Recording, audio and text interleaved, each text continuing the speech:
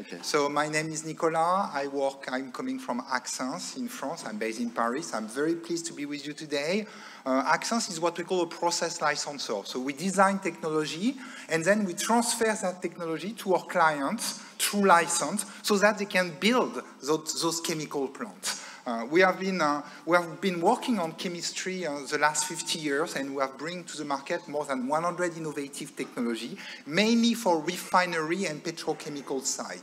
We have more than 3,000 units licensed with Axens. So we are really coming from the chemistry world, catalysis, and we have leveraged that technology to develop chemical recycling technology. So let's start to try to address those questions. By answering the questions. So you have different kind of recycling. You have got mechanical recycling. You have got what we call physical recycling. So physical recycling is also what we call dissolutions.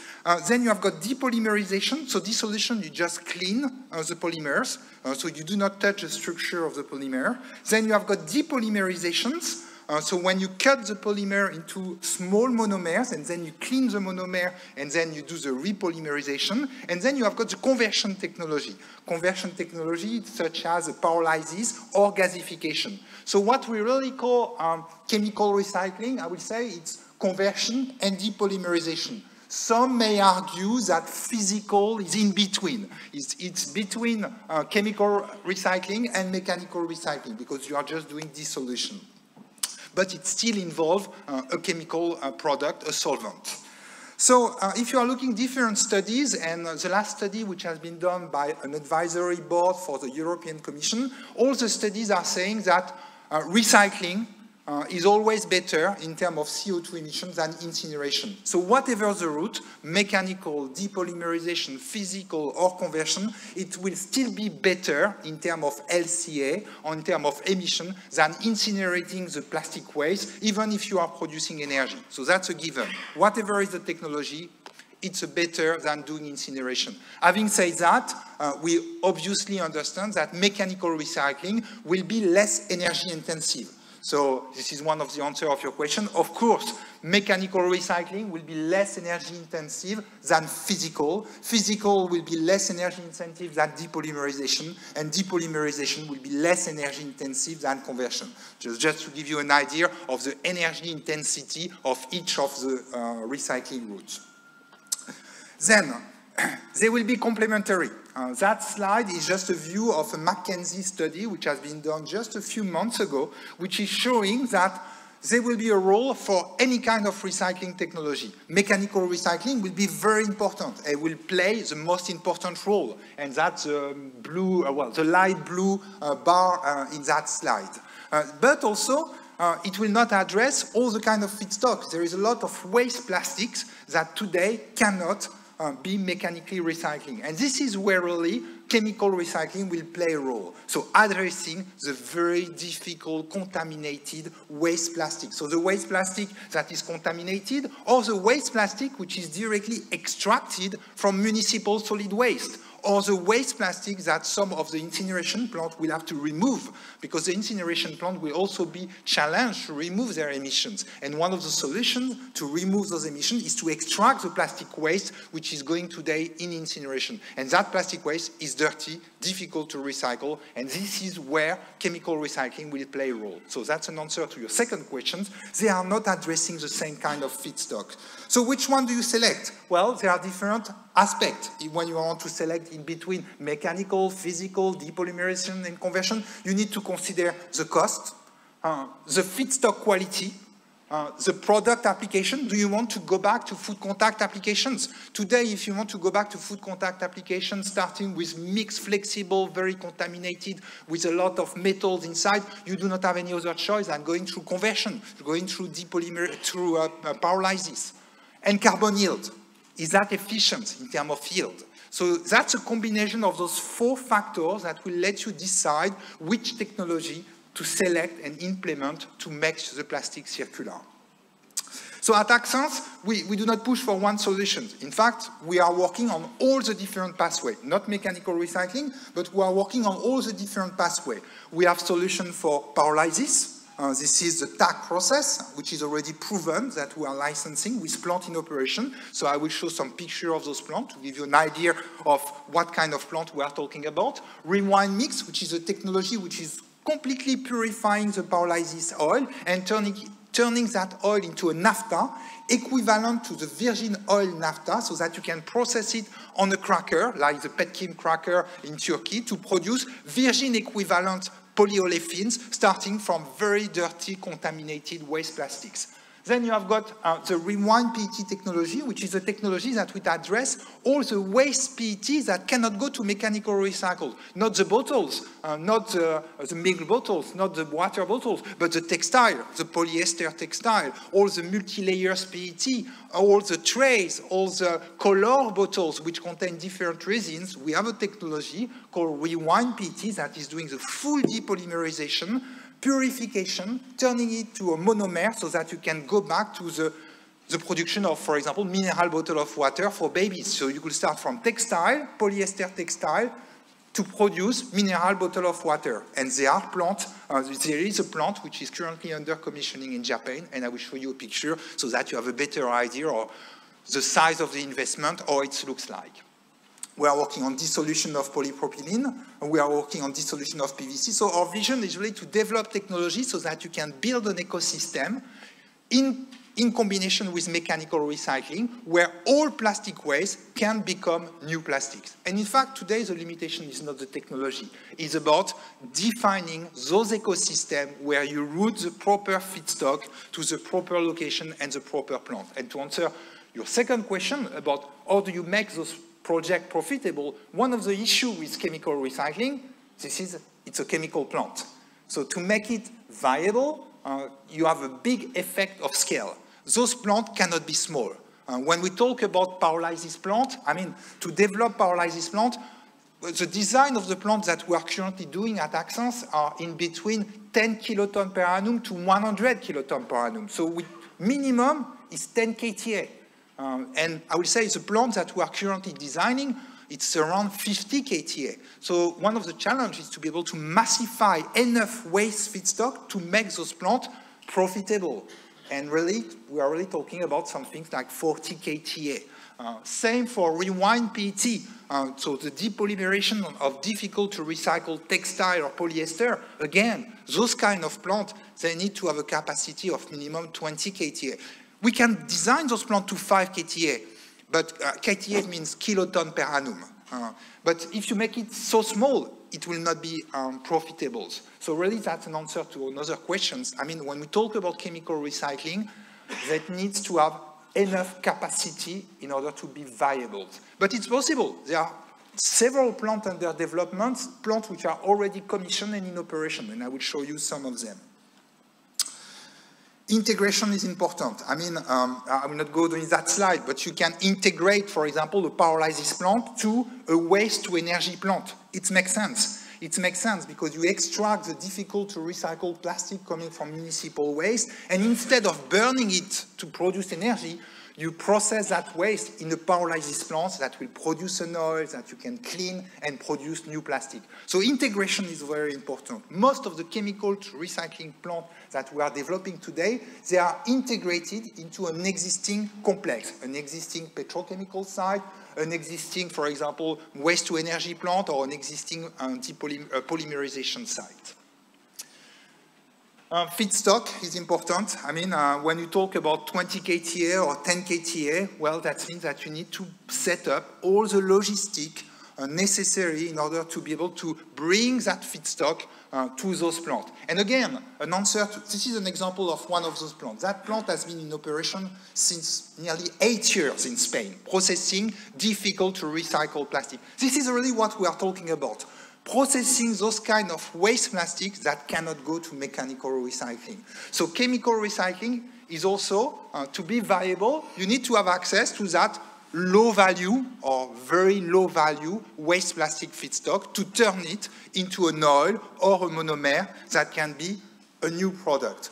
So then I would like to answer another question. You say, what will make such kind of plant viable? I will be honest with you. They need to be relatively large 20 kTA, 30 kTA, even if we can build one of 10 kTA. The second aspect is that I will be transparent with you. You need to have a premium price for the product. If you just target to sell the polymer or to sell the oil at parity with the price of crude oil or the price of monomers, which are produced from virgin oil, the economics will not fly. You need to get some kind of premium on the polymers that you are producing. On the other way, the polymers that you are producing, that's the highest grade. This is the food grade, the food applications, because you go back to clean monomer or you go back to the oil. So you go back to a product where you will not have any issue in terms of food applications because you go back to the smallest molecules. It's proven. I mean, there are plants, if you take the pyrolysis, well, I mean, today, and this is just which are public, because we have many other projects. I think yesterday, Petronas was signing an agreement also for building such kind of plant with Plastic Energy, our partner. We are the licensor of that technology. I mean, there is plenty of projects going on, and the challenge is not about, another of your question, is not about profitability, premium. Okay, those clients can get the premium, those plants will be profitable. The challenge is really the feedstock. Be able to build an infrastructure to feed a sustainable way during 10 years, 20 years, 20 kiloton or 30 kiloton of waste plastic to those plants.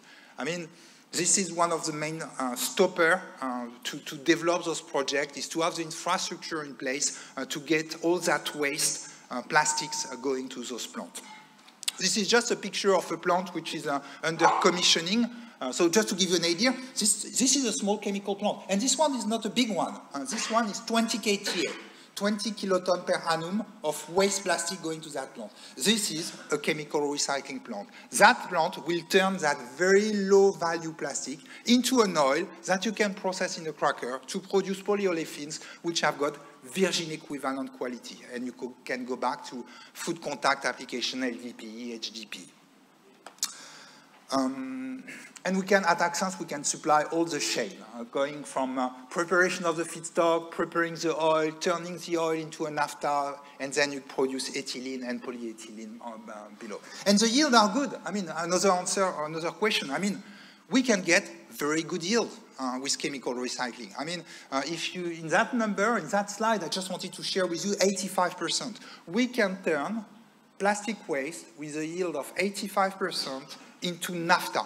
And someone was talking about substitution of oil or virgin product. Well, you can really make it circular with such kind of solution, given that you have got enough waste feedstock to build those plants and feed them a sustainable way during 20 years. Because when you develop such kind of plant, my previous slide, you don't build that plant for 5 years. I mean, you build those plants for operating 20 years. Let's talk quickly. Do I have 5 more minutes? Yeah, please. Okay, let's talk about PET. Another example. So technology, we have a technology called depolymerization, called Rewind PET, which is addressing the difficult to recycle PET waste. So not the transparent bottles, but really the color bottles, the trays, the multi-layers, packaging, the textile. Textile is very important. I mean, it will become well, Bernard was talking about regulation in Europe, about automotive, textile going next. Well, and textile is very important for Turkey as well. So that technology can turn polyester textile back to a clean monomer so that you can produce virgin equivalent polyester. But not only. We can do that for different kind of feedstock, and it has been already tested for films, for fibers, for multi-layers PET, and color bottles. Again, those kind of plants are chemical plants. I don't touch them anymore. Those are kind of chemical plants. So that's a relatively large investment. But this is just a view of one of those plants, which has been built in Japan. So here you just see the purification part. On the below part, you have got the depolymerization part. Usually they consist of different sections. One section which is doing the depolymerization, which is relatively easy. Well, I mean, Depolymerization is easy. You can do that through methanolysis, phospholysis, glycolysis. What is tricky is purification. How do you clean the monomer so that you go back to a monomer which is equivalent to the monomer you will get from virgin oil? And this is a view of such kind of technology doing the depolymerization and the purifications. And that plant, which has been commissioned in Japan, has just started to produce those clean monomer last week. And the feedstock was a variety of feedstock. It was a mix of everything that cannot go to mechanical recycling. It was color bottles mixed with some fibers, mixed with some PET film all together, and we are producing a white, clean monomer that you can use to produce mineral bottle of water. This is chemical recycling. But again, to make such kind of project viable, you need to have enough capacity, be able to demonstrate that you will feed the unit from a sustainable way during, let's say, 10 years. And ideally, you need to try to integrate those kind of plants to an existing complex to leverage existing utilities in terms of water treatment. But all those projects, from an economically point of view, they all fly. And I think I've answered most of your questions in the 15 minutes. I've got, okay, so as you are not stopping me, I'm using one more slide. Even clients, they are developing the PET project. The previous slide was a plant in Japan, but some clients do not want to wait. And for example, Toray Film, the Japanese producer of PET film, they have already decided to build one of those plants in France, processing 30 KTA of waste feedstock to produce PET bottle of water from low-value, end-of-life PET waste. And I'm happy to take your question, and I hope I've answered most of your questions. Mr. Menet, I have one last question, please. Okay, so there is a plant which is under establishment now in France, and according to the news that I get from the press, it says that if a PET material is recycled chemically, in order to be chemically recycled again, it can be recycled endlessly. And endless time. Endless time. Many times. Not many times. Oh, yeah, because this is chemistry. Yeah. You go back to the monomer. So you clean the monomer.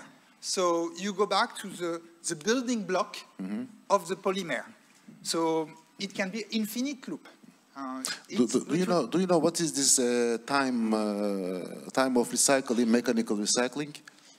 Oh, I'm not an expert in mechanical recycling, so I will let the, so of course in terms of materials you will have some limitations. Again, mechanical recycling is the best. I mean, in terms of CO2 impact, and it doesn't make sense to process mineral bottle of water on such kind of plants. It has no sense.